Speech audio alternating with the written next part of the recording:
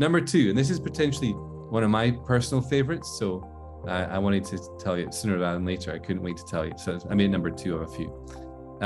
Stop talking to people who aren't here. Stop talking to people who are not here. I can see a few of you smiling at the top of my screen. Honestly, if you can just stop talking to people who are not physically here, you're going to reduce the amount of thinking you do massively.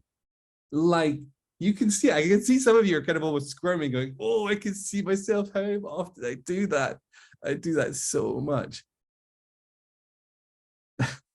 I don't know how much more I can say about that, except in case you don't know what I'm saying we can be having conversations in our head with people that actually aren't in our proximity, or aren't even anywhere near us, and some are sometimes thousands of miles away, let alone 10 miles or around the corner or whatever.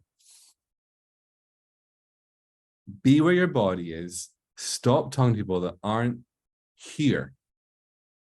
Rehearsing, either rehashing conversations that have already happened or rehearsing conversations that might happen. It is such a waste of time, because the problem, here's the problem when you're rehearsing a conversation with someone that you're going to have later. The problem is when the conversation happens, they are now there. And I don't care how many times you've rehearsed it, they're going to say something, usually, that you hadn't exactly planned for. Something's going to happen. I promise you that if you just showed up fresh and innocent and noticing the nowness in the person, not in your head judging the hell out of them or resisting them or fighting them in the head, or with the hangover of all the conversations you've had when they weren't even there. That honestly, we enter most interactions with a hangover of the conversations we've had when they weren't even there. They're picking up on that icky feeling, etc., etc. Now, if you've planned it and you're entering that conversation with how you think the conversation should go, they can also pick up on that. And no one likes to be manipulated. They can pick up on that manipulation, that kind of, you're not trying to be manipulative, but that's, if you're trying to have the conversation go a certain way, because in the way that you've rehearsed it, people can pick up on that. And they won't know why, but they'll just push back, and it's just a bit more icky. It's a bit sticky. It's just not quite natural. It's not coming from the heart. It's coming from the head. This is where we find relational solutions, heart to heart.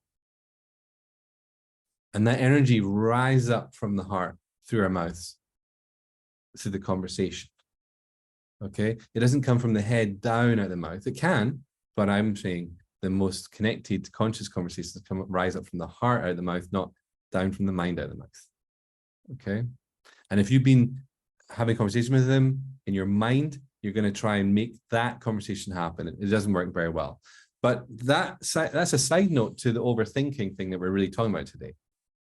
Just think how much thinking you're going to reduce on an average day if you're not having conversations in your head with the people that aren't here. Incredible. Now, I say this in the hope that you might catch yourself next time you are and just have a bit of a giggle. You don't have to beat yourself up. It's a habit. Oh, thank you, mind, for wanting to protect me. Thank you, mind, for wanting to make sure that conversation goes well. I'm going to show up and be innocent and present and connect from the heart. There might be some professional meetings you might have to plan and prepare for. Yeah, I get that. But I'm talking about generally the things that are playing on our mind, bothering us, causing us stress and making us overthink is usually an unnecessary conversation in our head with people who aren't here. Happy with that one? All right.